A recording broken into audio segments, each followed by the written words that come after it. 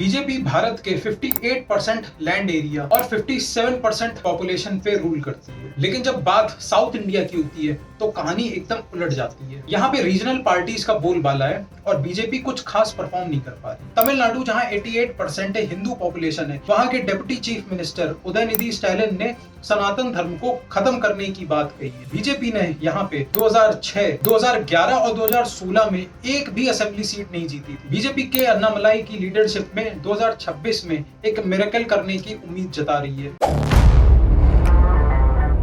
BJP के state president होने के नाते के अन्नामलाई बीजेपी के लिए एक रोड मैप तैयार कर रहे हैं। इंडिपेंडेंस से पहले तमिलनाडु में ज्यादातर गवर्नमेंट जॉब्स तमिल ब्राह्मण्स के हाथ में थी, क्योंकि उनका बैकग्राउंड एक अच्छी एजुकेशन का था और वो इंग्लिश बहुत अच्छे से बोल लेते थे। कांग्रेस के लीडर ईवी रामास्वामी उर्फ पेरियार ने एक मूवमेंट शुरू किया, जहां पे उन्होंने लोअर कास्ट को मोबिलाइज करना शुरू किया तमिल ब्राह्मण्स के खिलाफ। पेरियार ने कांग्रेस को एक ब्राह्मण पार्टी कह के छोड़ दिया और सेल्फ रिस्पेक्ट मूवमेंट शुरू किया। इन्होंने हिंदुइज्म की रिलीजियस बुक्स जलाई, भगवानों की मूर्तियां तोड़ी, ब्राह्मण्स पे अटैक किया और ये लेगेसी पीढ़ी दर पीढ़ी आगे बढ़ती गई। बीजेपी, जिसकी मुख्य विचारधारा ही हिंदुत्व है, इस बैकग्राउंड में कहीं भी फिट नहीं हो पाई। उत्तर प्रदेश में 98 ऑर्गेनाइजेशनल डिस्ट्रिक्ट्स हैं, जिसमें से 51 के जो हेड थे बीजेपी के, वो अपर कास्ट से आते थे, जबकि आबादी में अपर कास्ट 20% के आसपास है। यूपी में 131 एमएलए जो बीजेपी के हैं वो अपर कास्ट से आते हैं, यानी 33%। वही 151 एमएलए यानी 38% ओबीसी से आते हैं। और इस तरीके के डेटा प्रेजेंट करके तमिलनाडु के लीडर्स बीजेपी को एक ब्राह्मण पार्टी के रूप में प्रोजेक्ट करते हैं। बीजेपी को तमिलनाडु के पॉलिटिशियंस एक हिंदी हार्टलैंड की पार्टी या जिसे काउ बेल्ट पार्टी कहते हैं। कांग्रेस के तमिलनाडु से चीफ मिनिस्टर सी राजगोपालाचारी, जो महात्मा गांधी के समधी भी थे,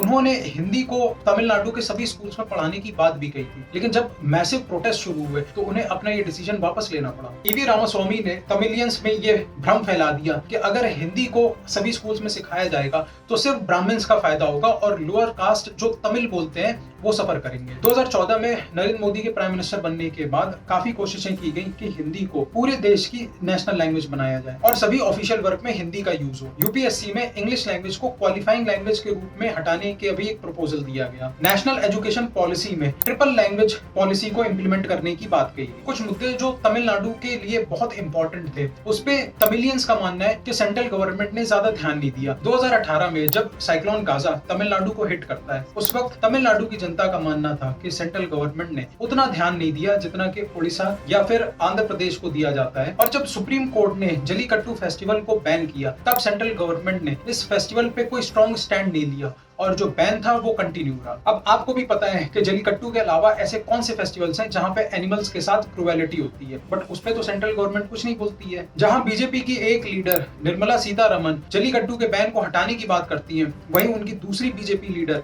मेनका गांधी जलीकट्टू के बैन को सपोर्ट करती हैं। जब तमिलनाडु के फार्मर्स 2020 में 3 महीने तक प्रोटेस्ट पे बैठे रहे, तब बीजेपी की कोई लीडरशिप उनके पास आती नहीं है। कर्नाटक के साथ तमिलनाडु की कावेरी रिवर वाटर डिस्प्यूट चल रही है, लेकिन वहां पे भी बीजेपी का एकदम एम्बिगुअस स्टैंड रहा है, क्योंकि कर्नाटक में बीजेपी का एक अच्छा सपोर्ट है और कर्नाटक और तमिलनाडु की इस लड़ाई में बीजेपी किसी भी स्टेट का साथ नहीं देती है। तो ऐसे में तमिलनाडु बीजेपी की तरफ झुकता हुआ दिखाई नहीं देता है। इन सभी बैकग्राउंड्स के बीच में जहां बीजेपी स्ट्रगल कर रही थी, के अन्नामलाई एंट्री करते हैं। के अन्नामलाई IIM लखनऊ में MBA करने जाते हैं और उसके बाद यूपीएससी की पढ़ाई करते हैं। यूपीएससी क्रैक करके अन्नामलाई कर्नाटक काडर के IPS ऑफिसर बनते हैं। उडुपी में सर्विस करने के टाइम पे अन्नामलाई के पास एक ऐसा केस आता है जो पूरे देश को हिला के रख देता है। एक लड़की की इज्जत को वायलेट किया जाता है और जब उसकी माँ से अन्नामलाई बात करते हैं तो वो इतना हिल जाते हैं कि वो उसी बेटी के नाम पे एक स्कॉलरशिप शुरू करते हैं और इसके तहत बच्चियों को हर साल 10,000 रुपए दिए जाते हैं। उन्होंने पब्लिक और पुलिस के बीच में एक बेटर रिलेशनशिप शुरू करने के लिए बहुत अच्छी पहल करी। उन्होंने सुरक्षा ऐप को शुरू किया, जहाँ पे पब्लिक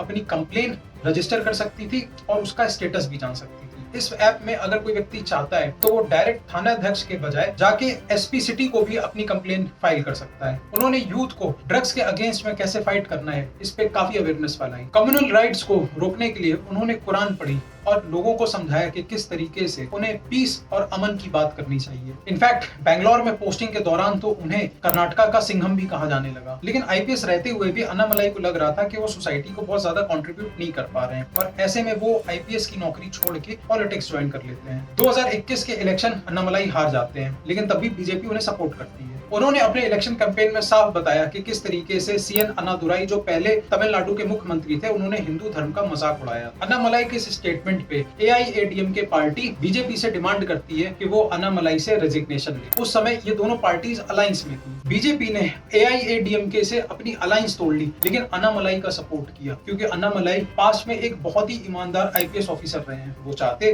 तो करोड़ों रुपए की रिश्वत लेके बहुत बेनामी संपत्ति इकट्ठी कर सकते थे, लेकिन उन्होंने उसके बजाय एक ईमानदारी का रास्ता चुना, जो बीजेपी की लीडरशिप को बहुत पसंद आया। अन्नामलाई ने बीजेपी के हर एक कार्यकर्ता को सिर्फ 25 परिवारों की रिस्पॉन्सिबिलिटी दी। इस कार्यकर्ता को उस 25 घरों में अगर कोई भी समस्या है तो उसका समाधान निकालना है। ये सारी समस्याएं टॉप लीडरशिप तक ले जानी है। 90,000 बीजेपी के कार्यकर्ताओं को जब 25 घर दिए गए तो ऐसे में जो 23 लाख परिवार थे वो सीधे सीधे अन्नामलाई से जुड़ गए। इसके बाद अन्नामलाई ने एक पद यात्रा शुरू करी, जिसका इंग्लिश ट्रांसलेशन था माई लैंड माई पीपल। और इसके बाद अन्नामलाई की पॉपुलैरिटी दिन दूनी रात चौगनी होने लगी। 10,000 किलोमीटर की इस यात्रा के दौरान अन्नामलाई ने द्रविडियन पॉलिटिक्स को एक्सपोज किया। इस यात्रा की मैसिव सफलता के बाद नरेंद्र मोदी जी ने अन्नामलाई की खुद पर्सनली तारीफ करी और उनकी पीठ थपथपाई। तमिलनाडु की गवर्नमेंट का लगातार एंटी हिंदू स्टैंस रहा है। इनफैक्ट राम मंदिर की प्राण प्रतिष्ठा पे तो पूरे तमिलनाडु पे बैन लगा दिया गया। जिस प्रदेश में कभी चोला एम्पायर ने बड़े बड़े शिव मंदिर बनाए थे, आज कमल हसन जैसे एक्टर्स कह रहे हैं कि जो चोला एम्पायर था वो तो हिंदुइज्म में बिलीव ही नहीं करता था। तो जितने चोला एम्पायर के टाइम पे बड़े बड़े शिव मंदिर बनाए गए,